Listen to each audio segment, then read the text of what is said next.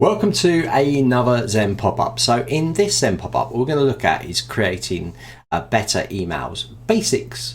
So what we want to do is we basically want to add a logo into our email. Now, a lot of you are probably just using plain text. You're just putting it in there, maybe dropping in a few links, but we can do better. We can just take it up a stage and we can just have our logo in there, for instance, or images. So what I'm going to do is I'm actually going to be showing you like how to drop it into an email, just an email template, and also like how you could just grab that and use that code in other places of your site. So the first thing we need to do is we need to make sure that any images that we use in any emails are not bloated. It's the number one reason why emails go into people's spam or junk folder. Okay. So the other reason being that they look like they're coming from one domain, but they're coming from another, such as if you use like Gmail instead of like your actual domain or something like that. So there's a lot of reasons why, but one of the big reasons is email and bloated emails. So lots of people are taking big images, dropping them into their emails and just resizing them, just scaling them down. But that doesn't make the size of that image any smaller.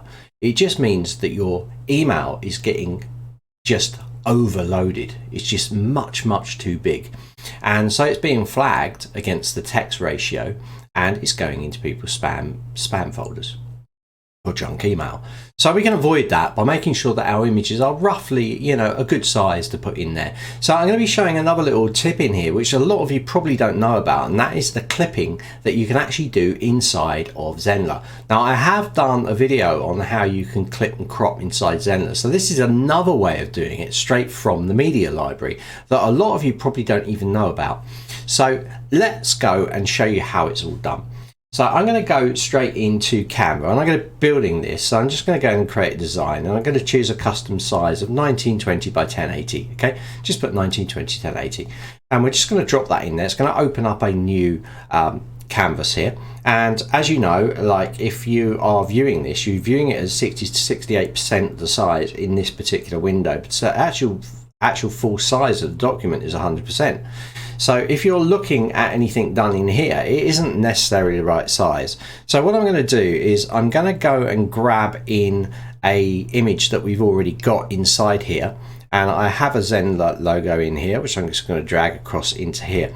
Now, you're viewing this now. This is not the actual size of it. It's 40% of the size of it. So the actual size of it is 100%. Now that's well too big for an email. So what I want to do is while it's set on 100%, I want to scale it to roughly the size that I want. Now I want to be a little bit oversized with this.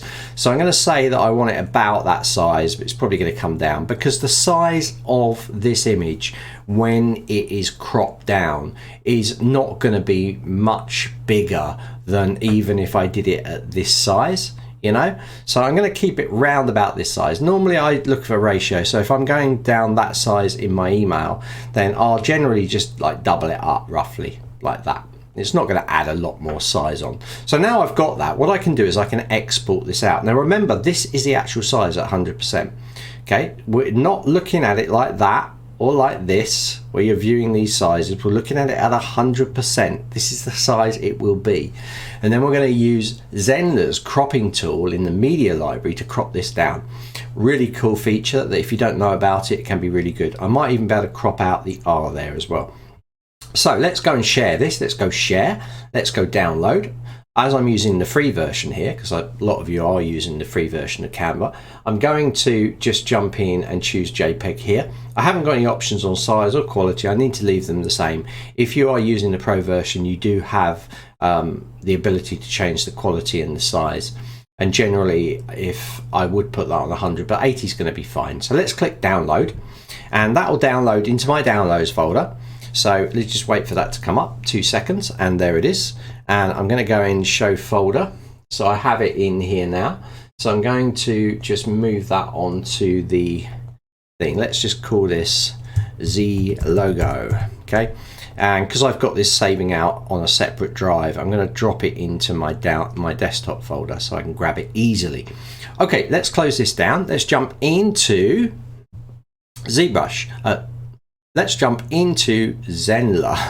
Okay, ZBrush is a program that I use, so I'm used to saying that. Okay, so Zenler, all right, so we're in Zenler. Right, so you want to go to Site, and then you want to go to Media Library.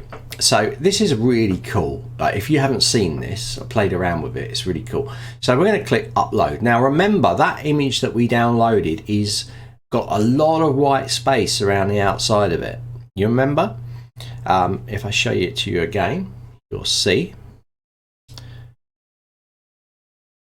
It's on my desktop now, but you'll see when I drag it in there's a lot of white space around the outside. So I'm going to click Upload Files. I'm going to go and I'm going to select that file, which is going to be on my desktop.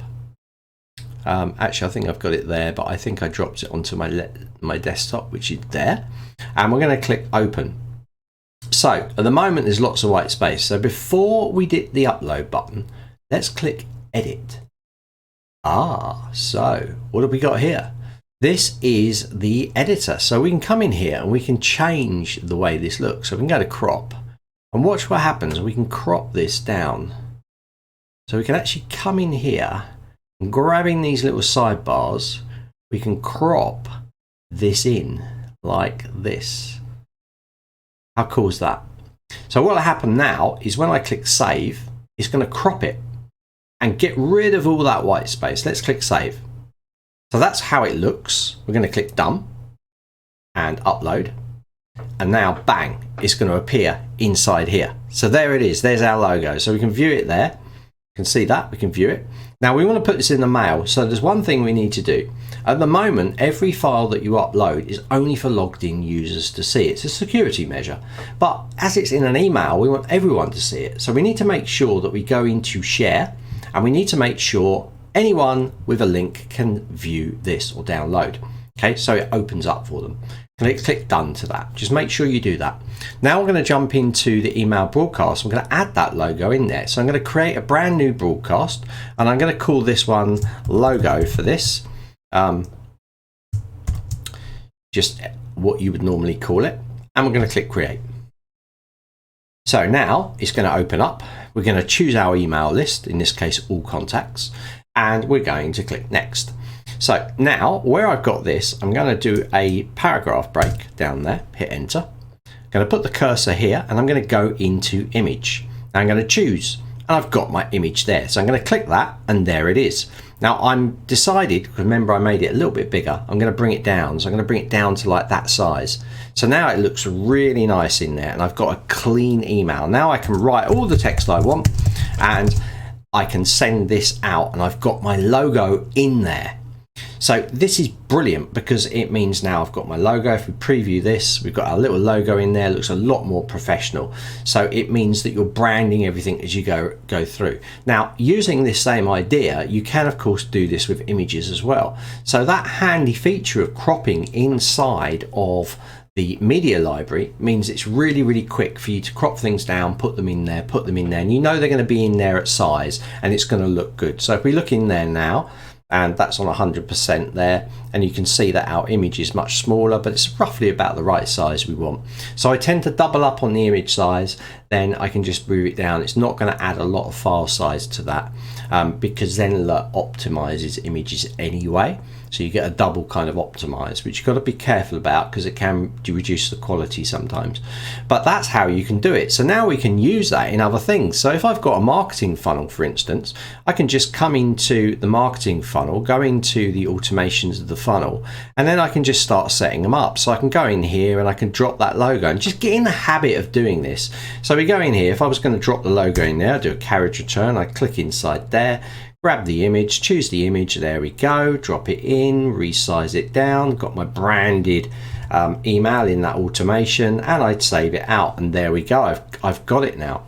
So I can put that in there like that, and I could reuse that into the site. So if I actually copied it, I think I can actually paste it straight into the next email. So if I drop a line carriage there and press Ctrl+V, bang, it automatically appears in there. So you can actually copy and paste it from one automation to another. You could also grab the whole code if you wanted to as well. I don't really want to get into that, but you can grab that whole code where it says figure rest and copy that. and then I could actually just put that into the top of the email. So this is a brand new email going to automation. This might be a bit too much for you guys, but it's just another way of doing it, that you could drop the logo in there using the code, or you can copy and paste it. So it's a really good way to brand your emails, to put that basic branding into all of your emails, which you should be doing. If you haven't done it, go to site, go down to site languages, and then come down to your system emails. If you've done that, you need to go through all of your system emails as well. So if you go like reset password, you need to show that, you need to put your logo in there. So I'm going to put it in there. I'm going to paste that or drop that image in there, go into there, choose the logo, go to there, resize it down, and let's just make this one a bit smaller, go into there, and then you can copy that, save that one out, save, and then go into the next email. So you're just into here, and you'll go to the welcome email. So there's the welcome email. I've actually already put it in there. And if you go into user role change or any of those, then, and I haven't got it in there, I'm just going to drop that carriage return, Control V, bring a line up, and there we go. I've got my logo in there. And you should be doing that. You should make sure that you do that throughout all of your system emails that are going out, and put it into all the automations in your courses. Just get in the habit of doing that. When you write your email, get in the habit of dropping your logo in there at the top all the time. It will make a big difference, mean that you are branded, and you're probably doing it, and there's probably about 85% of people using the platform are not doing this. They're not putting their branded logo in there. So it's a really important thing to do. If you do one thing today, just go through and do that. It might take you an hour, but once it's done, it's done. When you create new emails, make sure you drop it in there, and then it's job done. You haven't got to worry about it, especially with the system emails, because the system emails, once you've set them up, you haven't got to go back to them. It's like the welcome email will have your logo in there. It will go out every time when someone joins your site or enrolls in a course. So it's all done for you. So definitely get in the habit of doing this. Handy little tip about using the cropping tool inside here. I mean, it's a great thing. You can come in here and you can just choose a file. So let me just choose another image that I've got. I've got an image of Zenler here, the surf buddy. I'm going to click this, and you can see inside here I can actually create circles as well. So I could come in here and I could create a circled effect. So if I click save to that, that's good. I can also rotate the image. So if I want to rotate it, I can sort of rotate this image around if it's the wrong way around. So that circle is really good. Let me just demonstrate the circle. So this could be really good for profile pictures. Click save, and bang, there it is. Click done.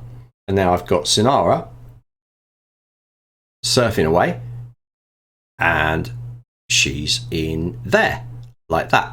Notice the little lock icon, and also this looks like an ellipse. It's just because it's fitting in this space, but notice that lock icon. That lock icon says that it's actually for logged in users. So remember that if you're putting in any emails or stuff that's going out to public, make sure it's anyone with a link. The lock will now disappear from that, as you can see. So it means it's open for people to view that file. So it's when you're sending emails out, that's really important. So it's a big tip. So hopefully you've got a lot from this. I'll see you in another Zen pop-up very soon.